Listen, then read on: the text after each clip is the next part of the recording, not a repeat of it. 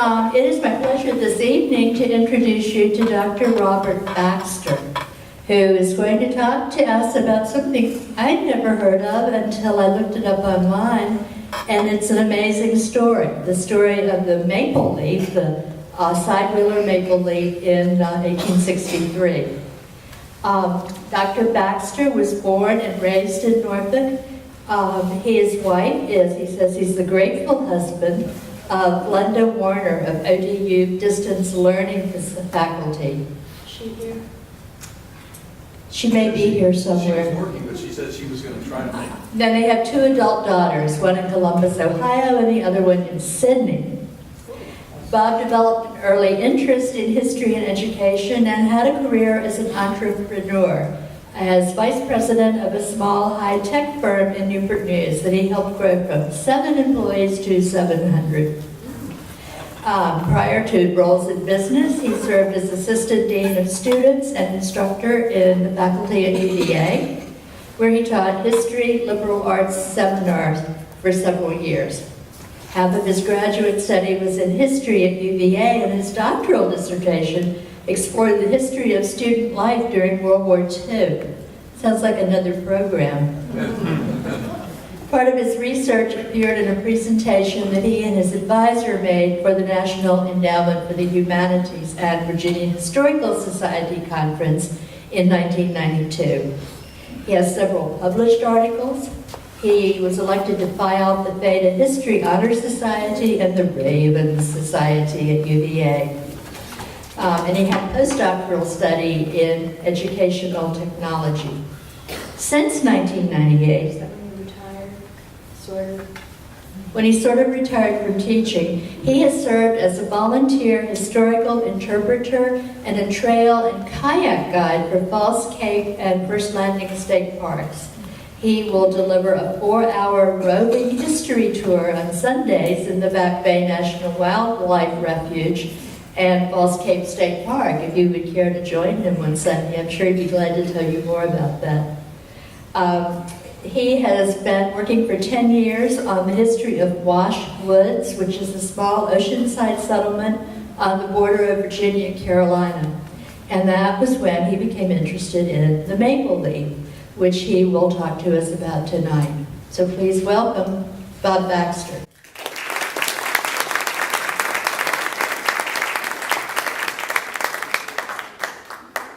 The story of the maple leaf is such that when I went through undergraduate school and graduate school, I never heard it mentioned. When I went investigating early on to the White House of the Confederacy, I talked to those folks. They'd never heard of it, and later on they sent me a card that had 1 page of a letter that was a comment by somebody many years after the event.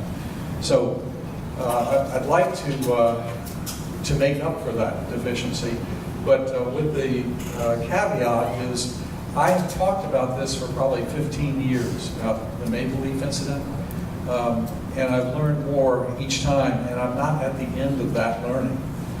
Some of the things that you see up here look like they're etched in stone. That's not the case, particularly the roots of travel and that sorts of things. So some of the graphics you see that are maps are representational, but they may not be precise. And I'll try to tell you as we go along those sorts of things.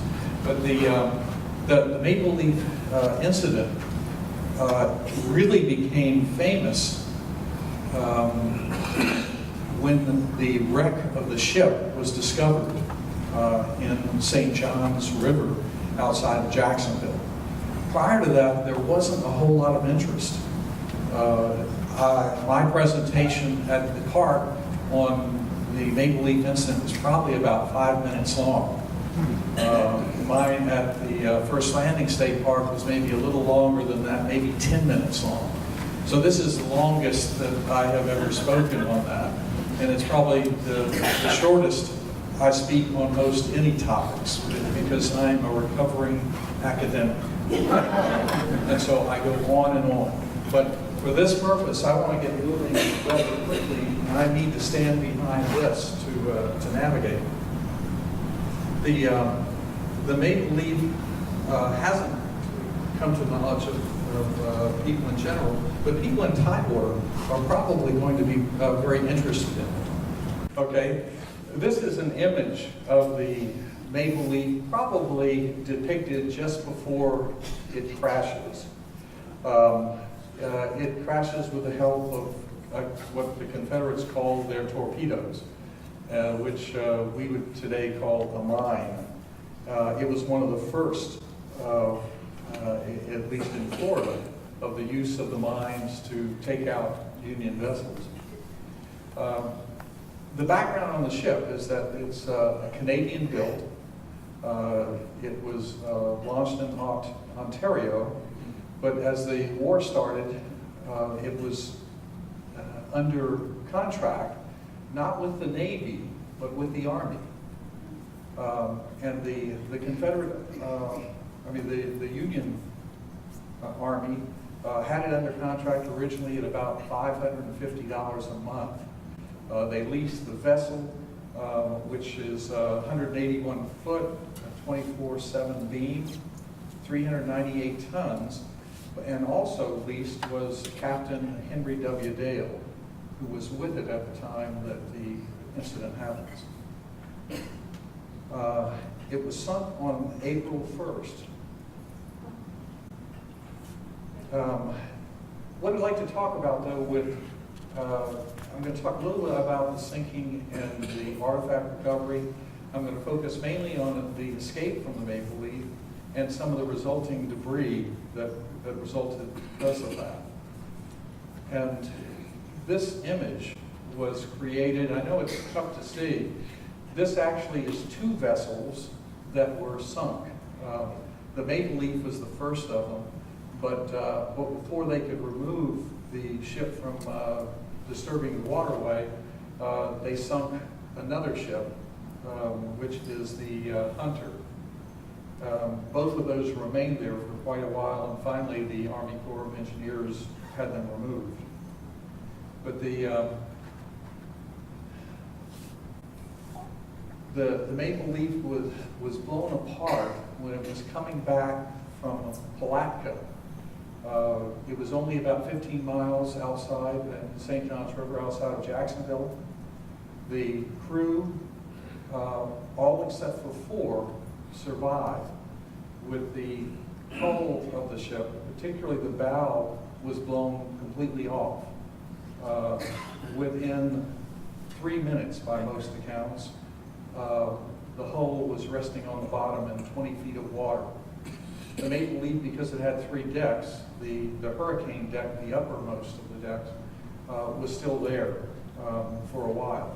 The 4 crew were all black mariners who were working on the ship, and the person who was at the helm was an African-American local pilot, Romeo Murray. And Romeo said that everything was, in his testimony to the government, everything was smooth. They were traveling as usual, which is with no lights on, because they were traveling through Confederate spaces and they didn't want to have to be hit by artillery. And the torpedo that took it out was moored so that it was just below the surface, just maybe 10 inches. And so it wouldn't have been visible from the outside at all. But it took the ship out very quickly. It's a surprise that there's not more loss of life, but the Maple Leaf was sort of lucky in that way. Well, what the second phase of this thing was the discovery and recovery. And the discovery was credited to a dentist and amateur diver, Keith Hobb, and he began searching for the remains in the St. Johns River. He formed a company. He negotiated with the government on what kind of ownership rights. He actually ended up forgiving those rights and turning it all over into the government in the end. But he did end up writing a book, and I'll have that in the references at the end. But they were able to pull up 3,000 items, which was surprising to me that that was the largest cache of materials in good condition. Both the case of the ship and the artifacts that they found had been protected by being under 7 foot of mud for all these years.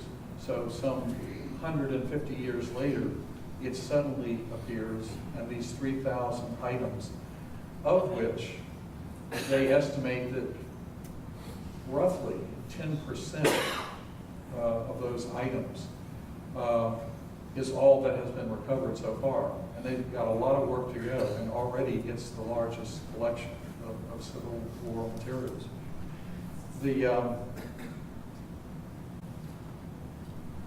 The importance, I think, of this is that besides being the Union's largest transport and Florida's most important shipwreck, the 3,000 items, and that they were covered in excellent condition because they were protected from oxygen, it became and is now a National Historic Landmark. How that affects us, though, in Tidewater, is that the research that I first started and had trouble finding anything about the maple leaf suddenly blossomed. People were coming out of the woodwork because of the interest in all of these artifacts, trying to tie it to its history. And so books started appearing. The Escape from the Maple Leaf appeared, written by a colonel that was just getting ready to retire over at Fort Monroe, nearby. And he did an excellent job of finding materials and primary sources. I will just read this one comment from the chief historian, the U.S. Department of Interior. The wreck of the Maple Leaf is unsurpassed as a source for Civil War material culture. The site combines one of the largest ships sunk during the war, carrying all the worldly goods of more than 1,000 soldiers, with the river bottom environmentally perfect, preserving the ship and cargo. Its most important repository of Civil War artifacts ever found, and it will probably remain so for years. That's one of the reasons that I think that we have a lot of materials about this incident. The kinds of things that were pulled up, including men's uniforms, ceremonial swords, personal effects, souvenirs, materials that were collected from abandoned homes, in quotation marks, from structures both in Virginia and in South Carolina. So there's a mixture of material there, including paper things that still survived. They're discolored, but they actually have survived and can be used. I'll go to the next section, talking about the escape from the Maple Leaf.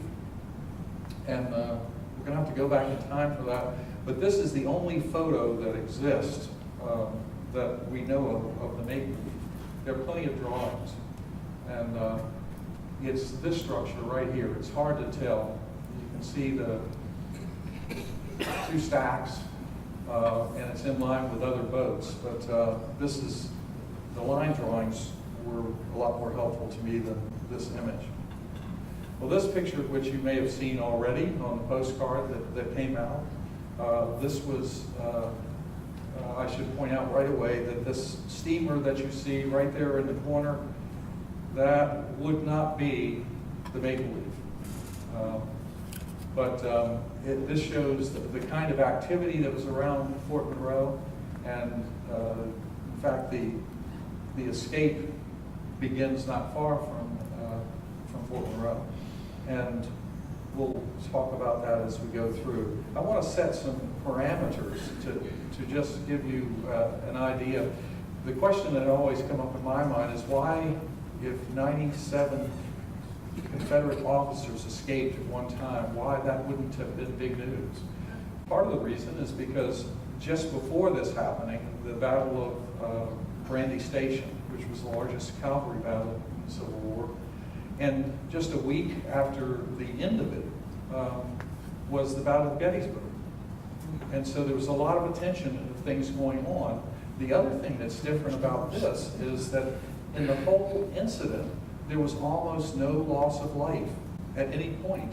There were a lot of people who were in danger, and there were some people who who elected not to get off the ship, who ended up dying in prison of wounds that they had before the Maple Leaf incident. But I think one of the reasons was that it just wasn't bloody. Newspapers picked it up. The Union wasn't real excited about having people learn about that many prisoners escaping. But I want to tell you a little bit more about the prisoners, not any real specifics, but this is sort of the numbers have worked out. There were 50 people who came up from New Orleans. They came up on the Cahaba, another steamship that was a Confederate state ship, not Confederate state, a U.S. ship, and the ship came up, arrived in the harbor just the day before this escape was going to happen. From the ship, after they transferred from the Cahaba to the Utica and then to the Maple Leaf, these prisoners, they never actually set foot on Fort Monroe, even though that was ostensibly their destination. As the Maple Leaf went underway, when the first set of 50 prisoners was on board, it went over to Fort Norfolk. It stayed there overnight. In the morning, it started loading 47 people from there. The people from Fort Norfolk were also from different places. One of the large places is a large group from a prison that was in St. Louis that were sent across country and arrived in Fort Norfolk. And one of the reasons why they would do that, and send them to Fort Norfolk, is because Fort Norfolk also had been, in the days where there was prisoner exchanges, they were just down the river from City Point in Petersburg. And so they were sort of in holding there until there was prisoners to exchange, and then they would be shipped up to City Point under a white flag, and they would do the prisoner exchange there. What had happened, though, is the Union got tired of seeing the same Confederates over and over again. Confederates had a smaller pool to pull from. And so they changed the rules, and the rules meant that from now on, and there were some exceptions almost immediately, but from then on, either side, when there were prisoners, they were going to stay in prison for the duration. And I should mention before I go on that the Union officers and guards, there were 12 privates, 1 sergeant, and 1 lieutenant that were guarding these 97 individuals. And the crew of the Maple Leaf, who were contractors in essence from the lease, there were 47, and of them there were roughly 4 officers, and the rest were primarily black mariners. A lot of the waterfront ran on black men that had developed skills for running boats and for loading and exchanging. The scope of the Maple Leaf, and I don't know how closely you can follow this here, but they started Fort Monroe, and let's see, up here, they came down. Now, the government said that Fort Monroe was 35 miles from Fort Norfolk. Any of you take issue with that? Yes. Yeah, I didn't either. And that's not the only thing. There are all kinds of numbers that are off. It's the most bizarre, poor collection of real data that I've seen. And I'll mention some more of them as you go along. Well, they loaded up in Fort Norfolk. Some of the people were very happy about that because it was a much nicer place than where they were being held in Fort Norfolk, according to them. The prisoners were complaining that they were all packed in a room, and I don't think it was the regular prison that that's there that you can go and visit. I think it was another building that was used temporarily to house them. But in any case, some of the people learned right at that moment when they boarded that they weren't going for a prisoner exchange and going to be free shortly. They're going to be in for the duration. There were rumors that ran around the ship that maybe some of the people were just going to be executed because everybody was having a hard time learning how to feed the prisoners.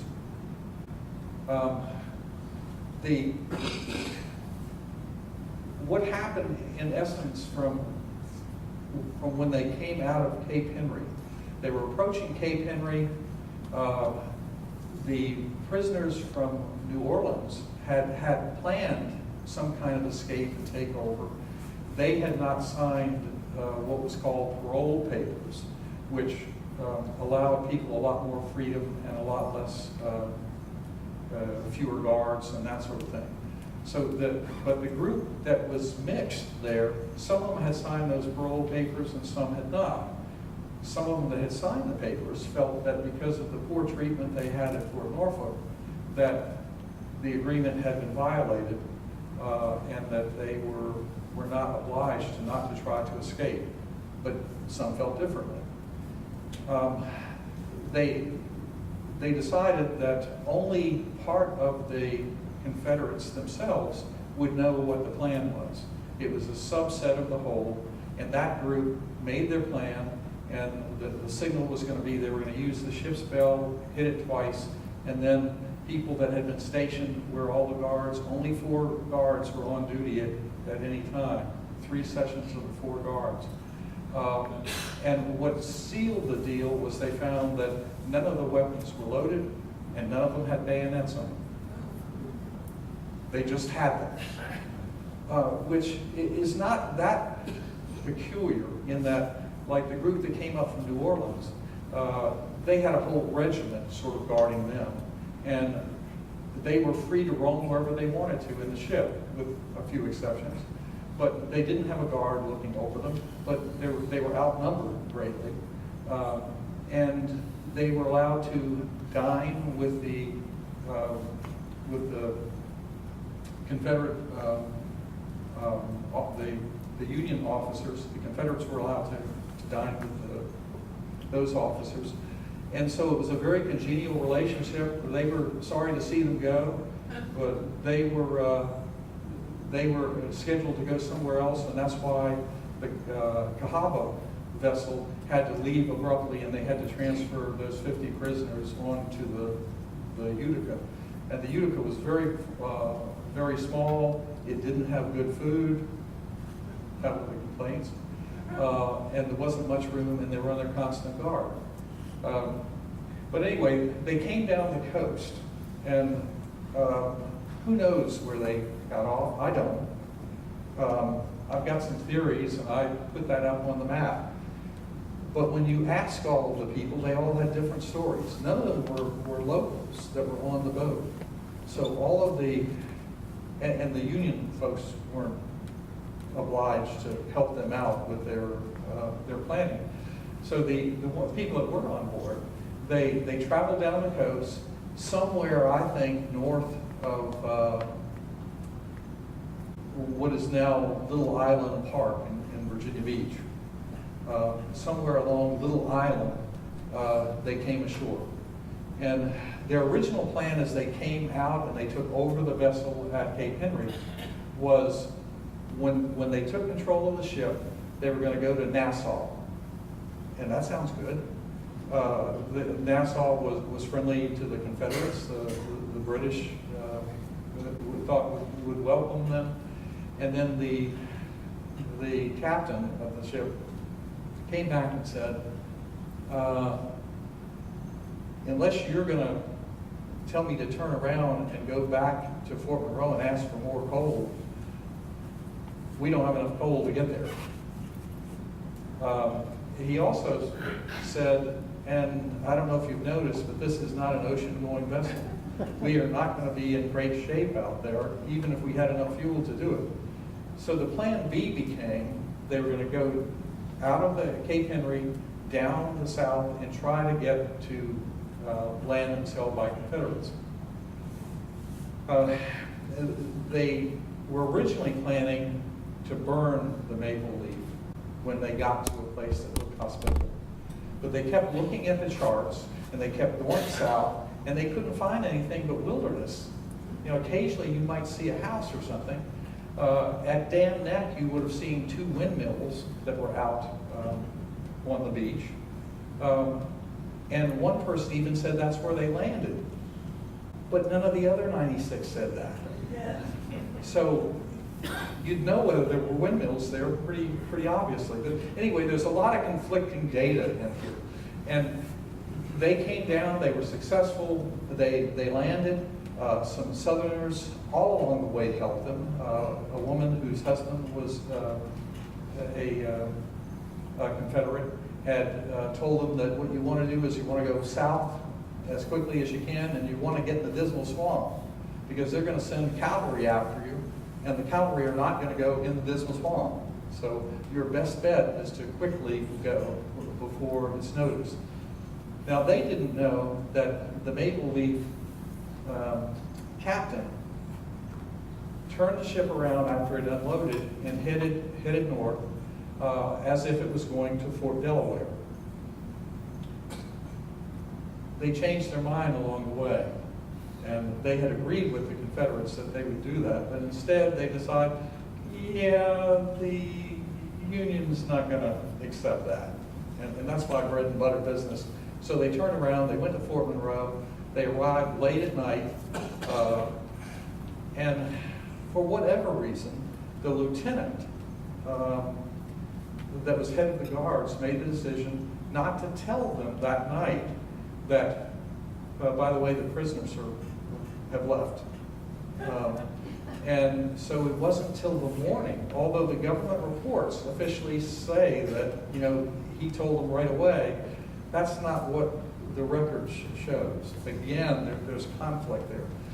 So anyway, they went back, and immediately they had cavalry units, particularly Norfolk and Suffolk, sending out regiments of cavalry to try to intercept those escaping.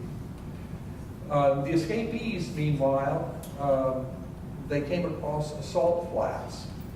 And the Salt Flats was, we don't know where. I know where one was, and one was right there just below Little Island. I have pictures of it that I'll show a little later. And the Yankees knew it because the year before they had burned it and had destroyed the island. There was another one. In fact, there were several salt works around Back Bay and the Sound and so forth, but there was another one that was at what they called Currituck Beach, but it was right across from Knott's Island, out on that part. So you had up here, the folks are coming down. Some came by land, marching down the beach. Others got on sailboats that they picked up at the salt works and came down that way. They agreed to meet here, and there's a place right on Knott's Island where a Mr. White lived with his family, and that's where they sought refuge. They moved over from the Outer Banks onto Knott's Island. They just stayed there briefly. As soon as it got dark, they were off traveling again. They were next headed to Currituck County Courthouse. The Currituck County Courthouse had other plans for them. As they got closer, it was still dark out. There were the fires of Union troops that were camped out there. They were waiting. So the boats that came over split up a little bit, and they agreed to a gathering point. They would eventually get together on that, but essentially what they had to do is the Dismal Swamp at that time was a lot larger than it is today, and it came all the way down to the back of Moya. So pieces of it went further than that. That southern part of it was called the Great Swamp, and later it might be considered part of the Great Dismal Swamp. But they hid in there. Troops came very close by. Locals fed them, brought food to them, told them that there were people asking for them, looking for them. And they would travel all over the place. I'm not going to go through the whole tale of their travel, but they decided that it was pretty unwieldy to have 70 people traveling and staying incognito. So they broke up into 3 groups. One of those was just 2 people, and I haven't figured out that. There was a lieutenant colonel and a lieutenant that went off on their own, and they were the first to get back to Richmond. And they took a route that is estimated to be right along here. The other group, they tried as they could to get across, but with that many people, there were gunboats all over the place. The boats that had been left for them had been destroyed by the cavalry units, and they went ahead and went back to where they had come from, and they went on down to near Coin Jock, and they found some other boats, and they decided to come down on multiple boats down this North River right away, come around. They landed at Yoakum Creek. They visited with the locals at the Baptist church there. They had services. They had a great meal. They got to meet women for the first time in quite a while. And then they headed up on Yoakum Trail up to Cannon Ferry. I've been there to Cannon Ferry recently, and that's kind of wide there. And the ferry was closely watched by the Union troops. There was almost permanently across from there a gunboat. And what they worked out was a system. They had one of the young boys go to the Union people and say, hey, there's a bunch of Confederates who's crossing upriver. Suddenly that gunboat swung around, took off after them, and then they took their boats and went across. And they ended up meeting someone that had a large plantation. He had wagons. They borrowed the wagons. And by the way, these things that people are doing for the Confederates would not go unnoticed by the Union troops later. A lot of those places, they would come back, and if you had loaned your horse or whatever, it was claimed as property. Your house might be burned. It might be that just you'd lose all your wagons or whatever. And certainly you would lose all of your slaves. So there was a penalty that all of these people trying to support had to pay. But that would come later. They finally, all 3 of the groups got to the Seaboard and Roanoke Railway. This part up here near Suffolk, the tracks had been removed by the Union. But the rest of it near Franklin was still intact, and train service still went on. And this Weldon, North Carolina, was a chief place for the Confederates, because for one thing, this Wilmington and Weldon Railroad was the longest railroad in the world at that point. And so a lot of goods traveled to and fro. But it was also in a place that crossed several different railroads. And this one that came in here, they caught another train going up, went to Petersburg, and then on to Richmond. All of the people that got off of the boat survived and went back to their units. They stayed the night in a hotel in Richmond, and I think they enjoyed that. They caught up with the bursar, and they got back pay for all of the time that they had been in prison. They were feeling fairly good about life. There were reporters that met them, and the word got out to at least the Confederates about this incident, and how all of this was done with nobody getting killed. But they all safe, they all went back. Let's see. Oh, I just wanted to show you some of the things they faced. Some of the places they went through, and my brother and I have been traveling around trying to find the paths that they took. We were woefully inadequate at doing that, and we certainly didn't have the gear that we needed. But a lot of the places that were in the swamp, there wasn't any surface that wasn't soft and wet. But there were snakes, and I know one Colonel Green commented in his diary that he woke up one morning, he was up there just trying to crunch in between two parts of the tree, and he woke up with a 4-foot snake next to him. This is the church here, the Bethel Church, is where they were hosted and fed very well. And all the people got together with their wagons and actually escorted them up to the Cannon Ferry to get them across. So they really went out of their way to help. But this is sort of what the walking down the beach, they had a terrible time. That same Colonel Green said that he had just gotten new boots when he was in St. Louis, and he hadn't worked them in. And his feet were so sore, he thought he'd get a ride with one of the wagons, and he said the people in the wagons were worse off than I was, so he just took his boots off, and he wore out his socks, and then he wore out the soles of his feet. But it was a difficult time for them. Don't want to misrepresent that, but they also enjoyed huge support at most of the places they went, at least among the white community. It was different for the black community. The black community a lot of times would welcome the Union troops coming through as slaves were released from the plantations. And a lot of times the troops that were coming through were black troops. And they would come and they would talk with people, their local people, and they'd say, have you seen any activity? And they'd say, yeah, a bunch of people went that way.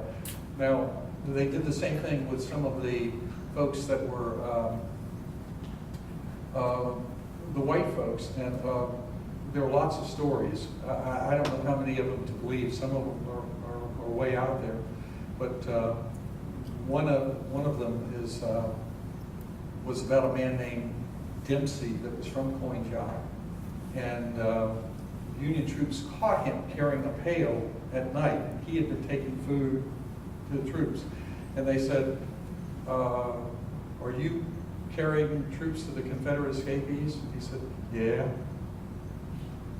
He said, "Well, that's against the law. You can't do that." "Yeah." He said, "Well, you've got to tell us where they are." "I won't be doing that." What they ended up doing was they hung him 3 times. And just when they think he's going to die, they let him back down again, and they ask him, they question him. The third time they do that, they thought he was close to death. He was an old guy in the first place, and he was bent over. And he says,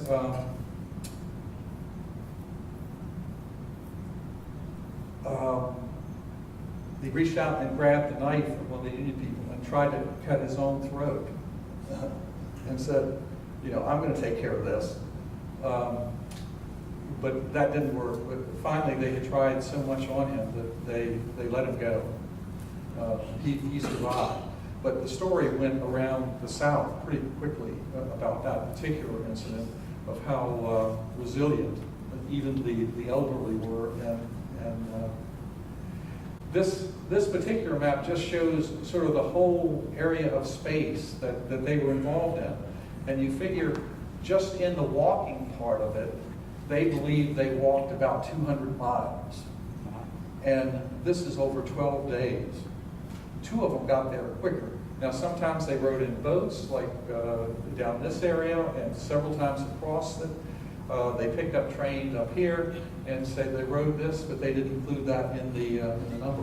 But they covered a lot of ground, and they were in lots of parts of the Tidewater area for that. One footnote is that the people that stayed on the boat that were called consciencers, they returned, they weren't well treated when they got back to Fort Monroe. For the first time, they got to be invited onto Fortress Monroe property and put in jail there. But the very next day, they were put back on the Maple Leaf and sent up to Fort Delaware. Some of those people made it throughout the war. A number of them really died from wounds that they had before that, but none of those as a result of the Maple Leaf incident itself. The last part of this is sort of the resulting debris. And these, the sources all vary on this, on whether what happened with the Maple Leaf, that the Union were trying to punish the people that were left behind. But they were punishing them already in Princess Anne County and northeastern North Carolina. It was just part of their effort. But this man, Edgar Burroughs, he looks pretty stern here. He lived out on Long Island, which is just across the waterway from the salt flats. He's the one that helped them very early on, gave them a few horses, fed them, took care of their wounds.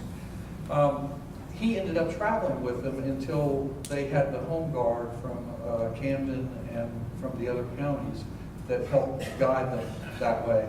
And later on, he went up and met them again in Richmond. But he had already been in service. He was a Confederate cavalry officer before. He had come down with a serious illness and was sent home. And he did this all during his sick state. They came and they raided his house out on Long Island. He was also the local Methodist minister, and he had a hunting operation that he ran from that island. But he wasn't there when they came. They waited around, but they raided his house. They went through his books and things, and they found a ledger of names and what people were owed by the Confederacy to these people that were working as guerrillas. He was finally arrested. He was put in jail, and his father, who was the clerk of courts for Princess Anne County and had been for many years, rode up to Washington and met with Lincoln and asked for clemency for his son, because Butler had wanted to have a final solution. And he, while he was gone doing that, the Union said that he tried to escape, climbing out a window. This was depicted in the local papers with this image, and that he was shot. He didn't die immediately. It was a couple of days, long enough for his father to get there. And he said, "Dad, I wasn't trying to escape. I can barely get out of bed." But he said, "I think they were just trying to shoot you before Lincoln could do anything." And Lincoln never did come up with a decision that beat his life. So he died from that. But the reason I bring that incident up is it relates somewhat to the Maple Leaf incident. It followed on afterwards. But what happened with the guerrillas that he worked with was that with his death, they decided they would make one last stab at trying to get even. And that stab, according to some of the rumors, there's more research needed on this. There are a couple of people that know, and they're not me. That they raided the local Freedmen's Bureau and destroyed the building and burned it, and then all of them went in and took the oath of office. And the oath office as a citizen of the United States. And so there was some other things that happened. The people, Mr. White out on Knott's Island, who had helped them and had actually given them a large boat to transfer over, they came after him. He wasn't there. And so they took what in some sources said was a 10-year-old daughter and held her as a hostage and took them away with her, took her to jail in Norfolk. There's a bunch of stories connected to it. The troops carrying her came into conflict with other Union troops. that didn't believe it was right for them to hold a young girl hostage. And at one point there were two Union groups that were pointing their weapons at each other over this incident. But that's probably about as far as I can go. There's also other rumors that Unions had set up a place for freedmen to live out on Cedar Island in the middle of Back Bay. I don't have evidence of this. It's just sort of whispered. And that these people, before they finally shut down their guerrilla operation, they, with force, removed all of the people off of Cedar Island. I think that's probably enough of this. The salt flats I had already mentioned was burned, and this is the image from a Union soldier, a private, and he had a number of sketches. He was all over the place during the war, and his diary is fascinating. When he comes to the South, his first reaction was, why are we treating these people so badly? They're just like us. They don't have any more money than we do. Why are we treating them so badly? And over the months of being there, he changes as people around him are shot and killed, and people that he knows. And so it's more vicious as time goes on. These are 4 books that I want to recommend. This particular one, The Escape from the Maple Leaf, that's the one that was written by the man that had been, I guess he retired out of Fort Monroe. It's very good not only for the story that it tells, but from the sources that it identifies. A lot of them that we're hereunto not known. This story is, this book is fairly new. It came out after they discovered the material for the sunken vessel, but they enlisted Whip to help him write a chapter on there, and that has some later information in it. This one is about Edgar Wild and the brigade. He was loved by some Southerners and bitterly hated by others. He ended up really losing, he sort of got equivalent to being sent to Siberia. They sent him to someplace in South America, and that's where he ended up dying.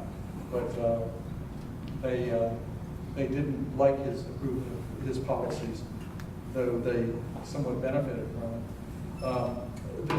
This last one is Kenneth Harris, who is a local person, and he wrote about Princess Anne County in particular during war years, and he talks some about the Maple Leaf incident as well as the tyranny of General Wild. And that, I think, is all of the prepared material I think we have time for.